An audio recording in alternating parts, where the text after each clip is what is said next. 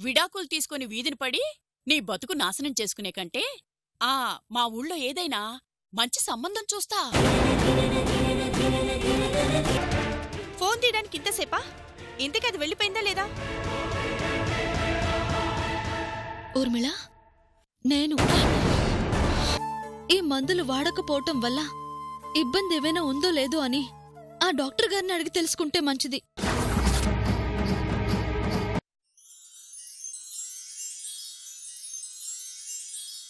ఊర్మిళ, ఏంటి ఆలోచిస్తున్నావు? సావిత్రి కనిపించడం లేదు. అదా, ఇందాక నీ క్లాస్ తీసుకున్నాక హడావుడిగా బయటికెడుతూ కనిపించింది. బయటికి వెళ్ళిందా? ఈ టైంలో ఎక్కడికి వెళ్ళుంటుంది?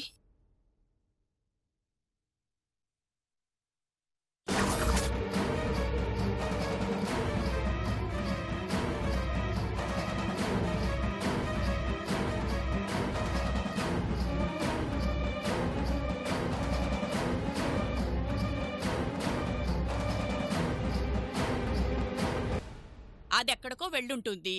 దాని గురించి ఆలోచించేదేంటి? అలా అనుకు పిన్ని. దానిమీద ఎప్పుడో కన్నేసుంచాలి, లేదంటే మనకే ప్రమాదం. దాని మొహం, దానివల్ల మనకేంటి ప్రమాదం? కొండని పగలగొట్టడానికి కూడా చిన్న బాంబు కావాలి. అది బాంబు లాంటిది.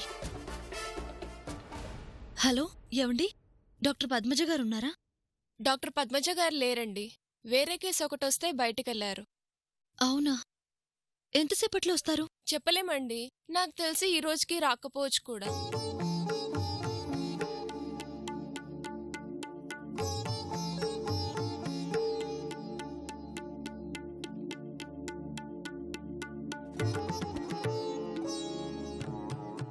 ఆ రోజు ఈ డాక్టర్ గారు లేరు అంటే మరొక డాక్టర్ గారిని కలవమని చెప్పారే. ఏ డాక్టర్ మేడం? డాక్టర్ విజయ్ గారు. ఆవిడున్నారా? ఉన్నారు మేడం. ఆవిడ్ని కలవచ్చా? కలవచ్చు మేడం, వెళ్ళండి. సరే.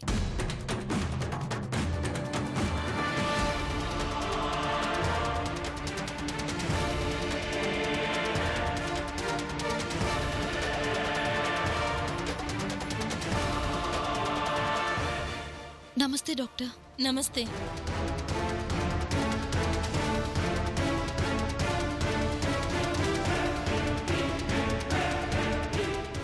డాక్టర్ గారు, తను గర్భవతి. నేను ప్రెగ్నెంట్ కాదని నాకు తెలుసు. దయచేసి ఈ విషయం బయటున్న తనతో చెప్పొద్దు.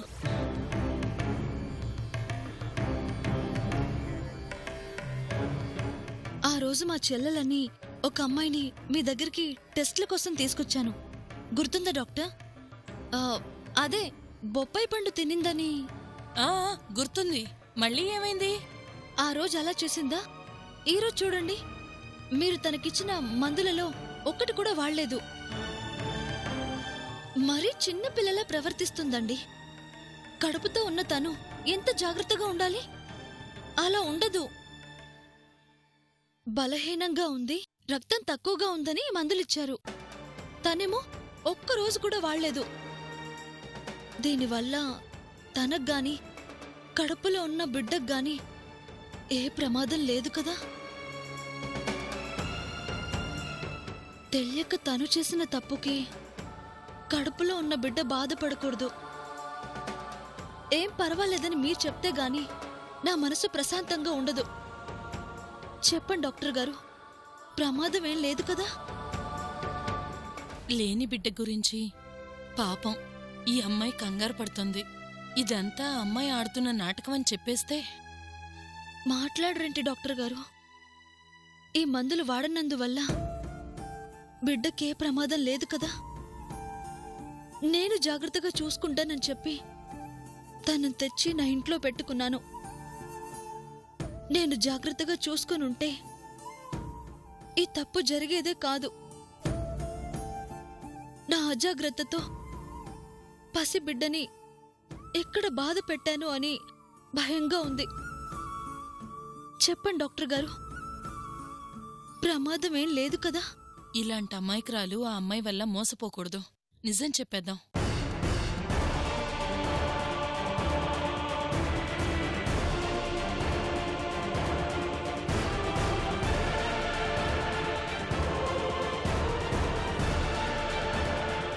ఎందుకే అంతలో టెన్షన్ పడుతున్నావు? డాక్టర్ ఇచ్చిన టాబ్లెట్స్ నేను వాడలేదని దానికి తెలిసిపోయింది. అయితే అవి వాడలేదని దానికి తెలిసింది కాబట్టి వాడకపోతే నాకేం జరుగుతుందా అని హాస్పిటల్కి వెళ్లే ప్రమాదం ఉంది.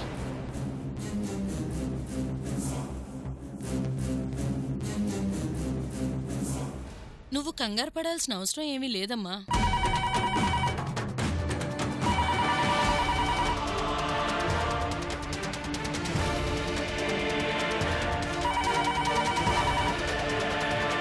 నేను చెప్పేది వింటే ఇప్పుడే కాదు, ఎప్పుడూ నువ్వు కంగారు పడాల్సిన అవసరం ఉండదు.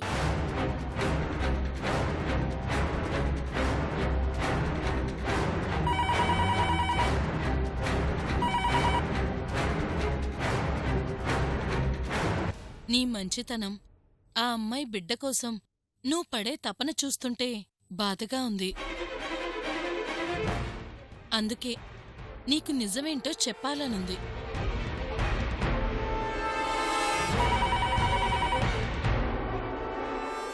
లేదంటే నాకు మనశ్శాంతుండదు. ఇదిగోండి మీ రిపోర్ట్స్. హలో హలో, సావిత్రి హాస్పిటల్కి వచ్చిందా? ఏ సావిత్రి మేడం? ఊర్మిళ అనే పేషెంట్ గురించి తెలుసుకోవడానికి డాక్టర్ పద్మజ గారిని కలవడానికి ఎవరైనా వచ్చారా? వచ్చారు మేడం. కాకపోతే సమయానికి డాక్టర్ పద్మజ గారు లేకపోతే డాక్టర్ విజయ గారిని కలిసి మాట్లాడుతున్నారు.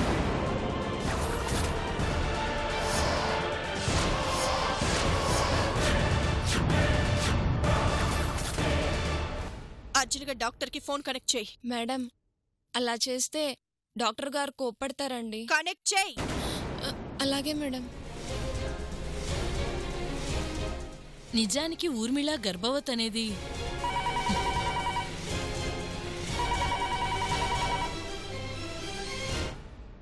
హలో, ఊర్మిళని గుర్తున్నానుగా. సావిత్రి ఇప్పుడు నీ ముందుందని నాకు తెలుసు. తనకి నిజం చెప్పాలని ప్రయత్నిస్తే నా సంగతి తెలుసుగా. అది ఎక్కడ ఉంది, నన్నేం చేస్తుందిలే అనుకోవద్దు. జూబ్లీ హిల్స్లో నీ ఇల్లు తెలుసు. నీకొక కూతురు ఉందని తెలుసు. అది ఏ కాలేజీలో చదువుతుందో అది కూడా తెలుసు. నీ కూతురు క్షేమంగా ఉండాలి అంటే ఏం చెప్పాలో అర్థమైందిగా. జాగ్రత్త.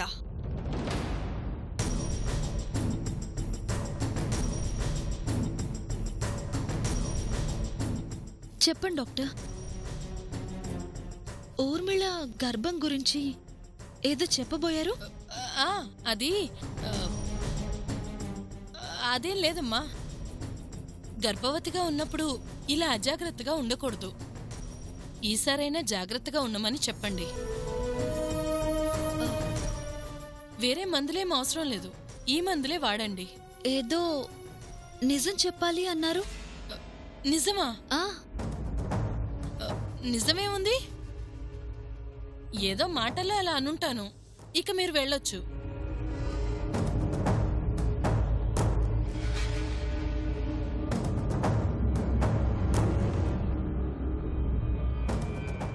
సరే డాక్టర్ గారు, ఉంటాను.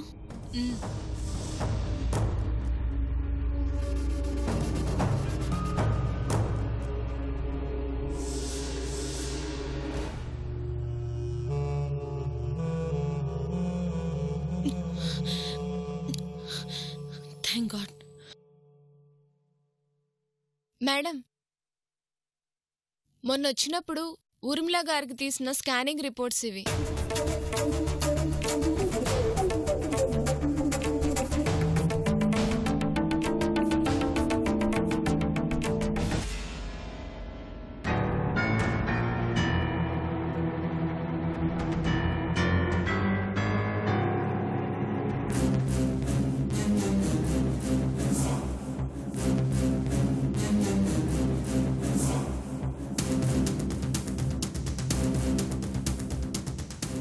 దీని దెబ్బకి రోజు రోజుకి పిచ్చి పట్టిపోతుంది.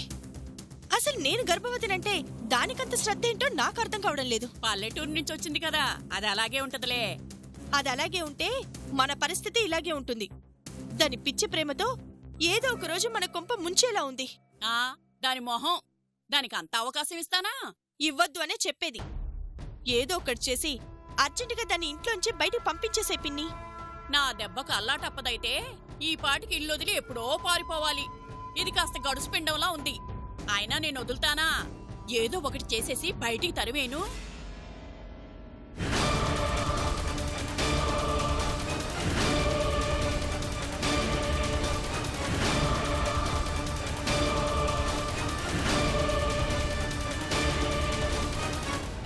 తరిమేస్తాను ఊర్మిళ.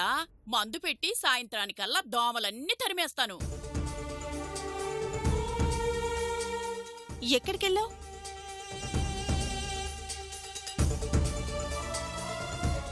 హాస్పిటల్కి.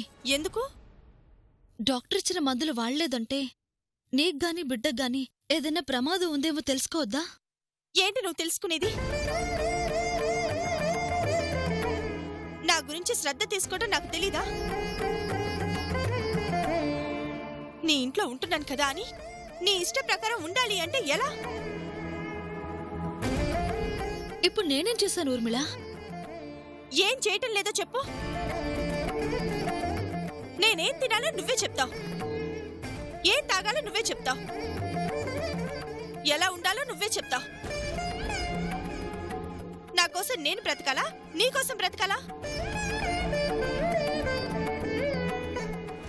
అసలు నా విషయంలో నీ ఇన్వాల్వ్మెంట్ ఏంటి? నా ఇంట్లో నేను చెప్పింది చేసేవాళ్ళు తప్ప నన్ను ఇది చేయి అది చేయి అనేవాళ్ళు లేరు. అలాంటిది నా ప్రతి విషయంలో నువ్వు కల్పించుకుంటుంటే నాకు ఇరిటేటింగ్ గా ఉంది.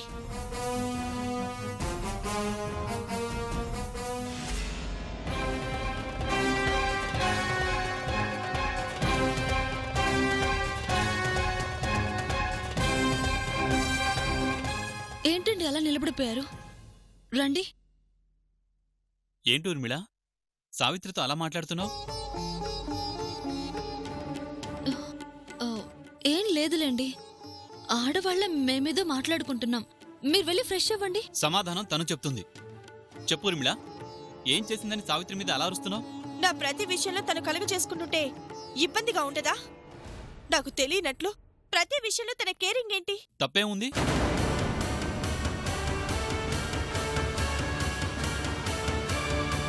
భర్త తప్పు చేస్తే ఏ భార్య తట్టుకోలేదు. అలాంటిది నేను చేసిన తప్పుకు తను శిక్ష విధించుకుంది.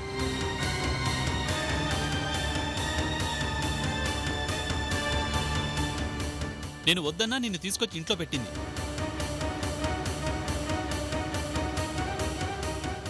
అనుక్షణం నీ గురించి నీ బిడ్డ గురించి ఆలోచిస్తోంది.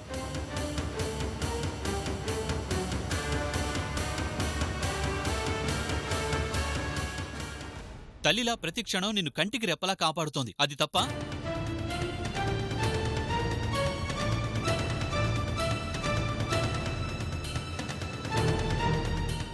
నీ గురించి అంతలా ఆలోచించే సావిత్రి ప్రేమను అర్థం చేసుకోకుండా నీ ఇష్టం వచ్చినట్టు మాట్లాడతావా?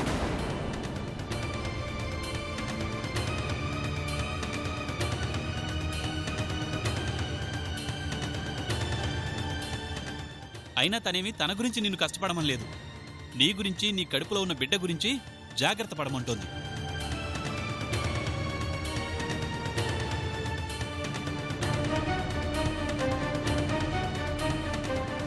ప్రేమించడం అందరికీ తెలుసు, కానీ ప్రేమను అర్థం చేసుకోవడం చాలా మందికి తెలీదు. ముందు అది తెలుసుకో.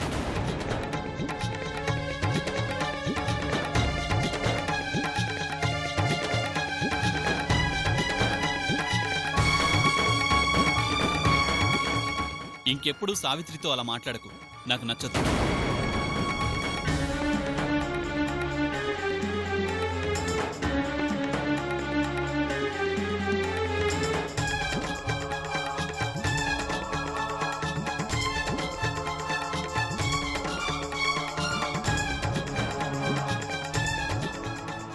ఏంటిది? ఓహో, ఈ స్కానింగ్ రిపోర్ట్సా?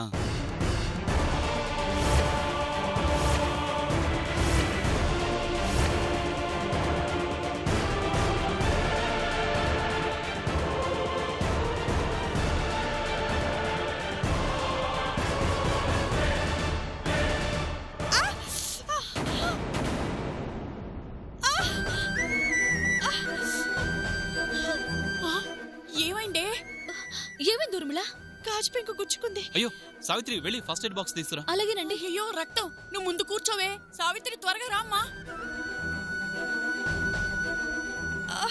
ఏమండి?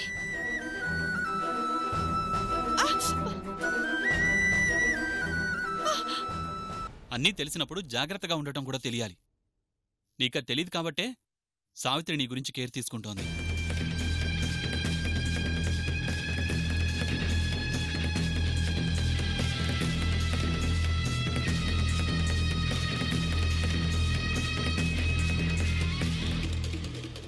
ప్రెగ్నెంట్గా ఉన్నప్పుడు ఇంకొంచెం ఎక్కువ జాగ్రత్తగా ఉండాలి. లేదంటే ఇదిగో ఇలాగే ఉంటుంది.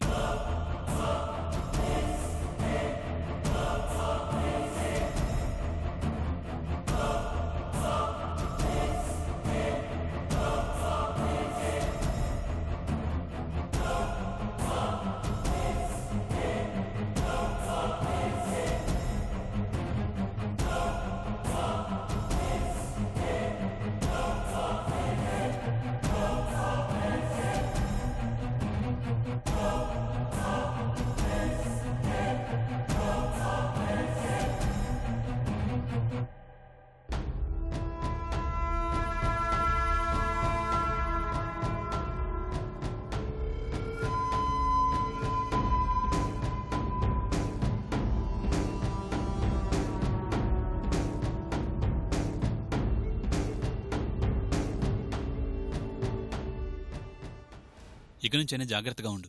రెస్ట్ తీసుకో.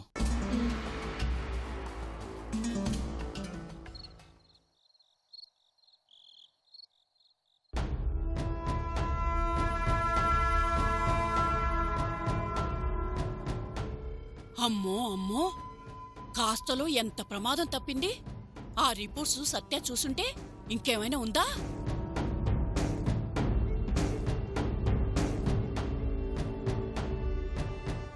ఏంటే, ఏం మాట్లాడకుండా అలా ఉన్నావు? నాలో లేంది ఆ సావిత్రిలో ఉంది ఏంటి పిన్ని? నీకు దానికి పోలికే ఉందమ్మా. మరెందుకు? సత్య కదంటే అంత ప్రాణం. ఆ ప్రాణమా పాడా 4 రోజుల్లో పోతుంది కదా అని జాలై ఉంటుంది. ఆ జాలి కూడా ఉండకూడదు పిన్ని. సత్యను ప్రేమించి నష్టపోయానని తెలుసు. తన వలన నా జీవితం నాశనం అయిపోయిందని తెలుసు.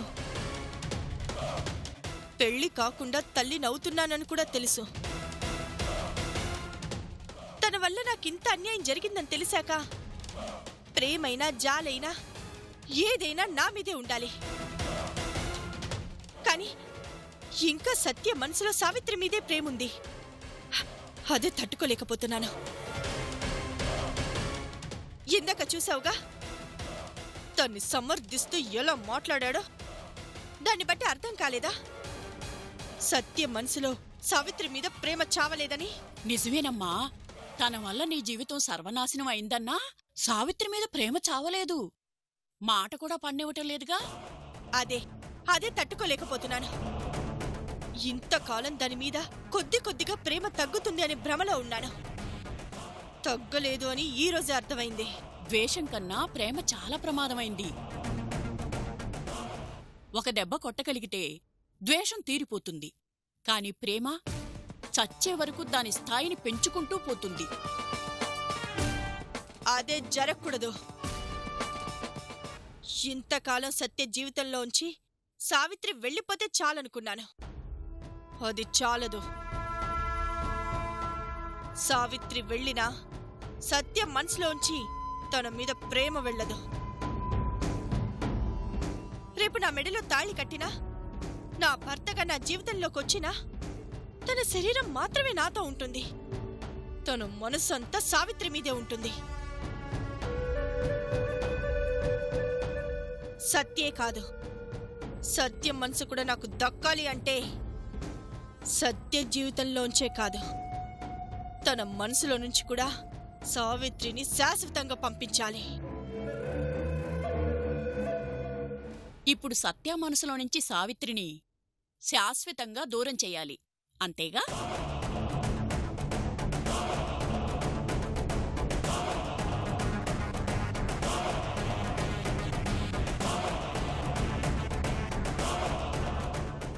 ప్రేమ దూరం కావాలి అంటే ఆ మనిషి మీద అసహ్యం కలగాలి.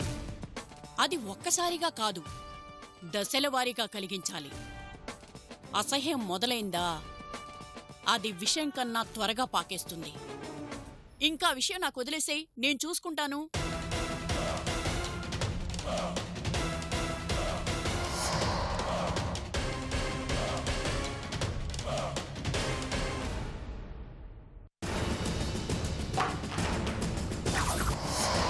ఏం చేయాలనుకుంటున్నావు నా కూతుర్ని? పైకి ప్రేమగా నటిస్తూ తినకూడని తిండి తినిపించి కడుపులో బిడ్డను చంపేద్దామని ఉద్దేశం?